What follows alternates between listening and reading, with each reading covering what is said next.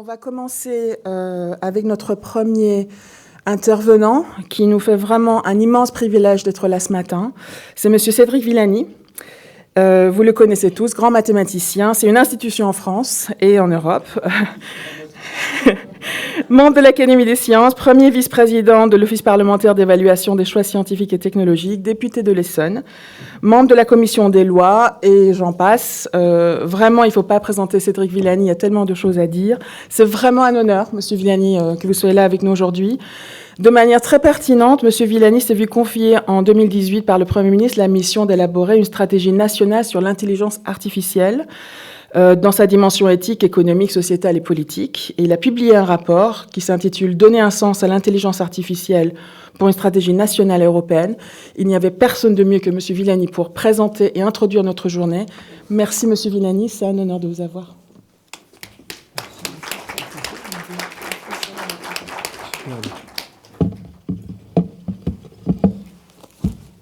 Merci beaucoup, chers amis. C'est toujours un plaisir, un honneur, une joie de revenir ici, dans ce lieu qui est propice à une réflexion axée sur le présent et sur le futur, avec toujours l'humanisme en boussole.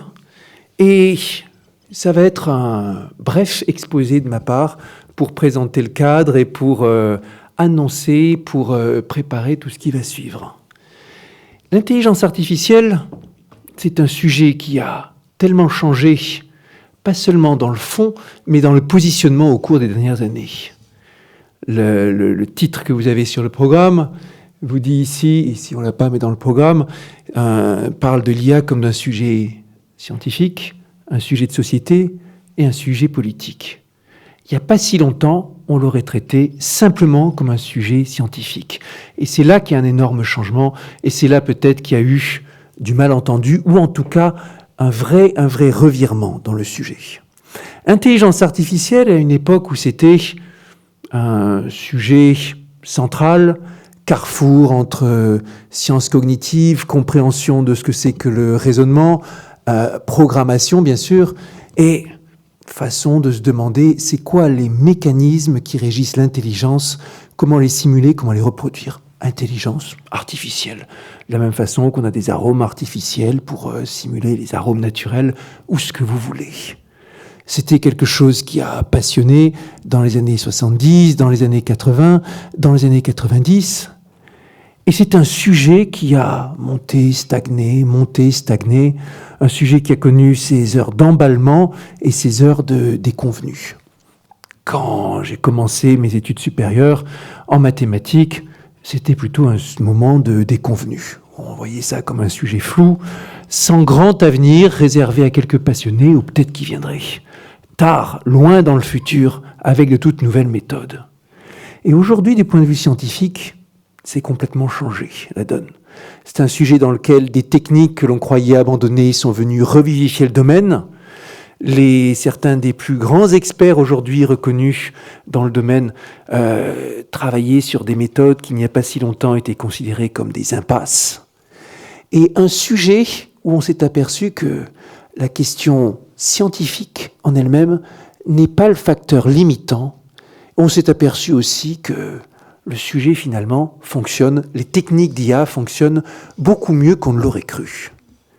Mais pas avec la même approche que ce que je viens de dire, pas avec la même finalité, pas avec l'objectif de recréer quelque chose d'intelligent, avec l'objectif de réaliser des tâches, d'accomplir des actions qu'on aurait cru réservées à l'intelligence humaine et dont on s'aperçoit qu'on peut les faire sans réelle intelligence, avec beaucoup de données, beaucoup de statistiques, beaucoup d'un exercice revenant à transformer une question de pourquoi les choses se font à la question de comment les choses se font, d'analyser les conséquences, les exemples des dispositifs, des systèmes, plutôt que leur ressort profond. Et c'est un sujet qui a dépassé les scientifiques en un sens. Pas parce qu'il y aurait eu une intelligence artificielle qui aurait pris son envol, qui serait mis à agir selon sa propre volonté, ou qui sait quoi, comme on le voit dans la science-fiction, mais parce que les algorithmes se sont avérés beaucoup plus efficaces qu'on ne l'aurait cru. en particulier les techniques bien connues d'apprentissage automatique visant à extraire des motifs statistiques à partir de grandes bases d'exemples, et les techniques qui étaient bien connues déjà dès les années 80 de réseaux de neurones, reproduisant de façon très très vague le fonctionnement d'un cerveau dans ses connexions de neurones, connexions d'entités simples amenant à des résultats complexes et amenant à des résultats remarquables. Des chercheurs très très respectés comme Demis Hassabis, Yann Lequin, Geoffrey Hinton, Yoshua Bengio, Kai Fu Lee, ou encore Martin Schnellhuber, toutes ces personnes expertes en réseau de neurones sur lesquelles on misait pas beaucoup il n'y a pas si longtemps et qui maintenant ont les honneurs des plus prestigieuses récompenses en informatique.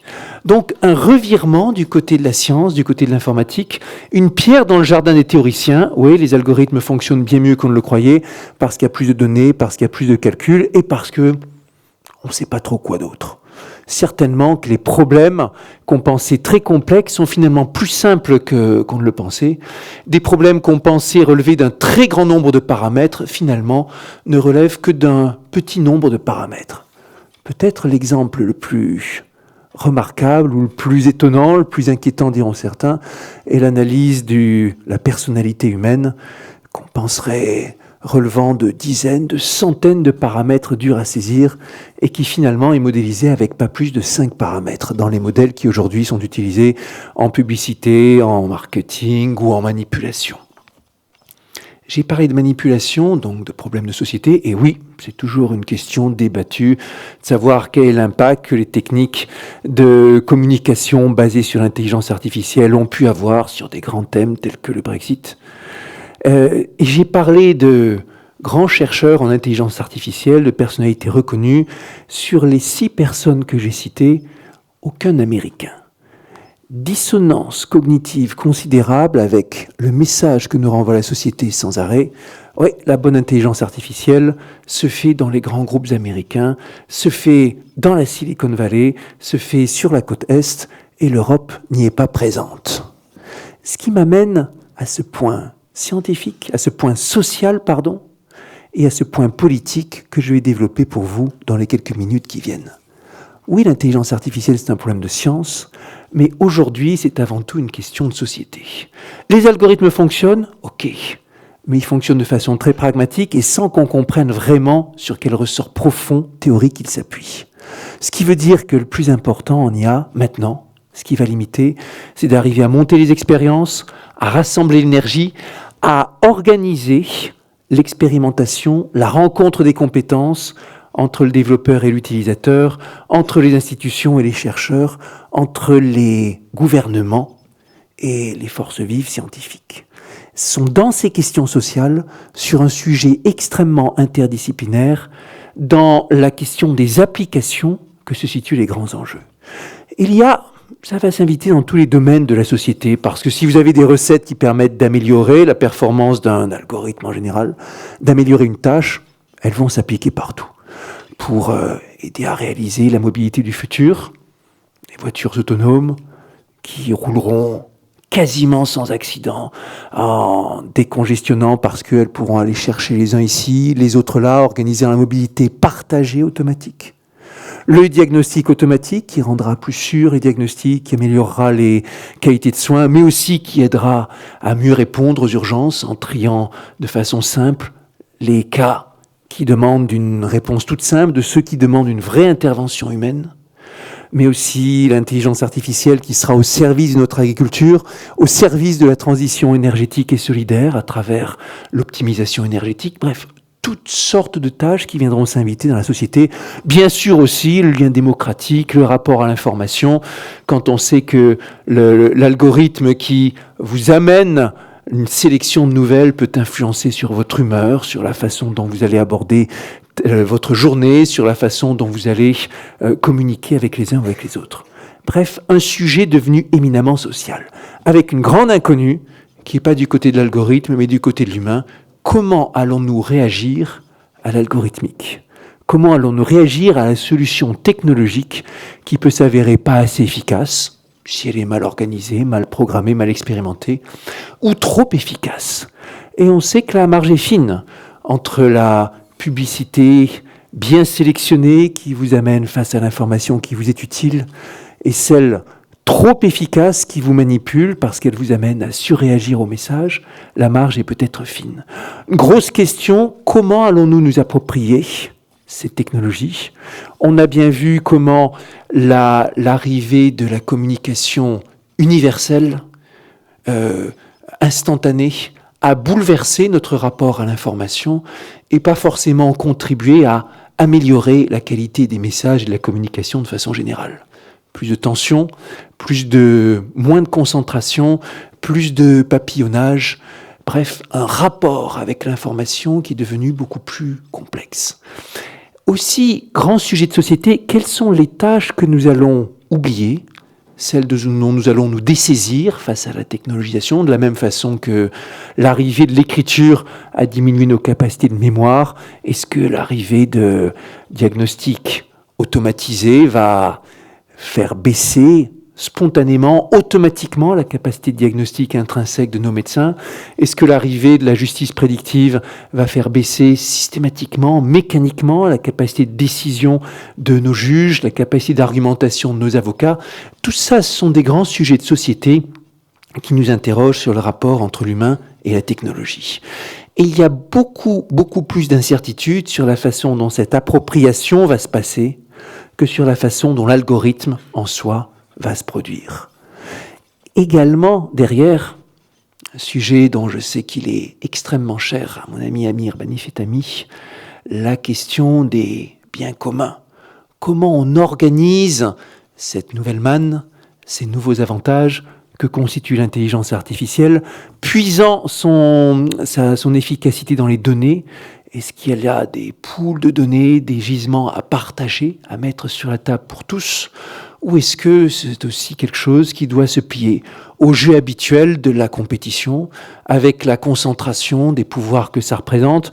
Qu'est-ce qui doit rester à l'État? Qu'est-ce qui doit rester à la puissance privée?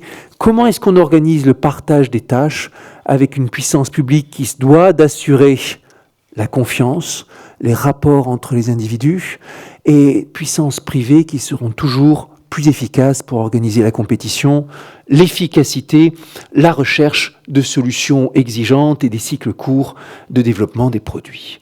Bref, autant de problèmes éminemment sociaux qui vont venir demain impacter notre humanité, notre comportement, nos relations les uns avec les autres, notre démocratie et des secteurs aussi importants que la mobilité, l'environnement, bien sûr, la défense, la finance, la santé et tous les autres, plus ou moins tôt, de façon plus ou moins compliquée.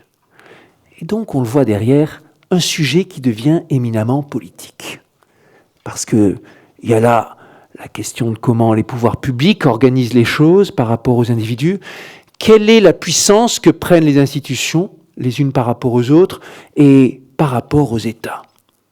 Je parlais il y a quelques instants de ce rapport que nous avons avec la grande puissance américaine. Ces grands développeurs sont les très grands géants informatiques atteignant des niveaux de puissance économique jamais vus dans l'histoire, mais aussi la relation avec les grands géants chinois qui ont émergé ces dernières années de façon extrêmement impressionnante, et le jeu politique, le jeu géopolitique qui est venu. Quand j'ai remis mon rapport au gouvernement, devant le président de la République, pour résumer en quelques mots les grands enjeux de l'intelligence artificielle, j'ai choisi les 3 mots-clés: expérimentation, partage, souveraineté. On aurait rédigé un rapport sur l'intelligence artificielle il y a seulement une dizaine d'années, on n'aurait certainement pas choisi ces 3 mots-clés. Et entre-temps, la donne a changé. Ce dont les dirigeants se fichaient bien est devenu un sujet central sur leur table, dans leur prédiction de budget, dans leur façon de s'impressionner les uns les autres. Et vous avez là une rivalité qui se fait, une grande guerre économique entre les États-Unis et la Chine, qui est prédite par bien des analystes, et une Europe qui cherche à exister maintenant, à préserver sa souveraineté, et à mettre en avant ses grandes richesses en la matière, et en particulier sa recherche de grande qualité. La recherche en intelligence artificielle, elle ne se fait pas seulement dans la Silicon Valley, elle se fait aussi à Paris, elle se fait à Zurich, elle se fait à Lausanne, elle se fait à Londres, elle se fait dans bien des grands centres en Europe. Et la constitution de réseaux européens en la matière, ils sont déjà constitués, ils sont en train de se renforcer. La constitution de passerelles par lesquelles les enseignants, les étudiants peuvent s'échanger les uns les autres. La constitution aussi d'un programme européen qui apporte aux chercheurs des plateformes, des moyens de calcul, des moyens de recherche, des programmes pour répondre à des grands défis de société. Tout cela participera à la façon dont l'Europe pourra se positionner demain comme un acteur important. Pas pour chercher à dominer les uns et les autres, mais pour rester maître de son destin. Souveraineté, sans chercher à s'isoler bien sûr dans un domaine où nous sommes tous dépendants les uns des autres. Les défis avec lesquels l'Europe aborde cette révolution sont clairs. Une Europe morcelée, politiquement et de façon culturelle, une Europe qui a besoin de s'unir et de voir les choses en grand, avec résolution, et une Europe qui a besoin de prendre confiance en elle-même. Aujourd'hui, bien de la recherche, bien des réponses en termes d'IA sont effectuées par des cerveaux européens, pour des clients européens, sous un pavillon qui est extra-européen. Et dans la perspective d'un rééquilibrage des pouvoirs, d'un monde dans lequel le bloc américain, la Chine, le bloc européen, les uns et les autres se respectent, collaborent entre eux, ont leurs forces et leurs faiblesses, se partagent toutes les grandes tâches qui attendent l'humanité demain. On a besoin de remettre ces enjeux de souveraineté, de force, de politique au cœur de l'agenda. C'était le sens, l'un des messages majeurs de mon rapport sur l'intelligence artificielle, c'était le sens de la stratégie française en intelligence artificielle, se positionnant résolument dans une perspective européenne, dans une perspective de futur et dans une perspective de travail pour le bien commun. À commencer par le plus grand des enjeux qui attend l'humanité aujourd'hui, celui de la prise en compte des défis de l'environnement.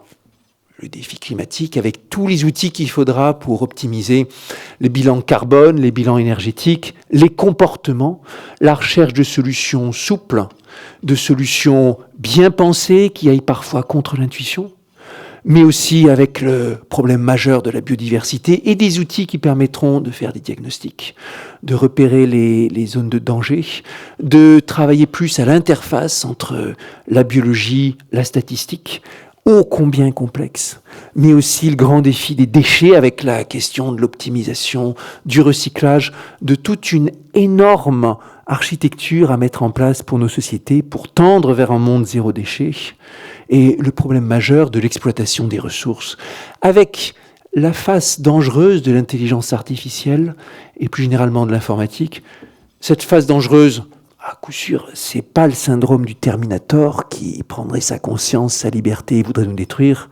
C'est le syndrome d'un monde qui se mettrait à épuiser ses ressources, les métaux rares, ces ressources naturelles précieuses pour construire l'informatique, qui se mettrait à les épuiser dans un vertige de construction de matériel et de puissance de calcul. Il y a tout récemment, il y a encore quelques années, on ne pensait pas à l'informatique comme un domaine dans lequel l'épuisement des ressources pourrait nous guetter, l'épuisement des ressources naturelles. Aujourd'hui, c'est le cas. Réapprendre la sobriété dans le domaine de l'informatique, stocker les données qui sont indispensables, faire des architectures qui sont efficaces, qui sont modestes, qui ne gaspillent pas l'énergie et les ressources, c'est aussi l'un des grands défis de demain.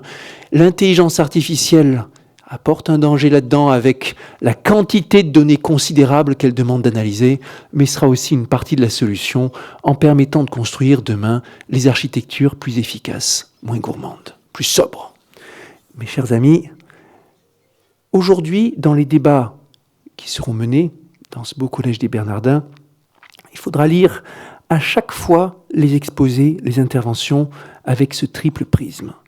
Science et innovation, société, grand défi, et politique, car l'intelligence artificielle, aujourd'hui, plus que jamais, est un sujet politique qui mérite un contact extrêmement étroit entre le monde de la recherche, le monde économique et le monde politique. Je vous remercie.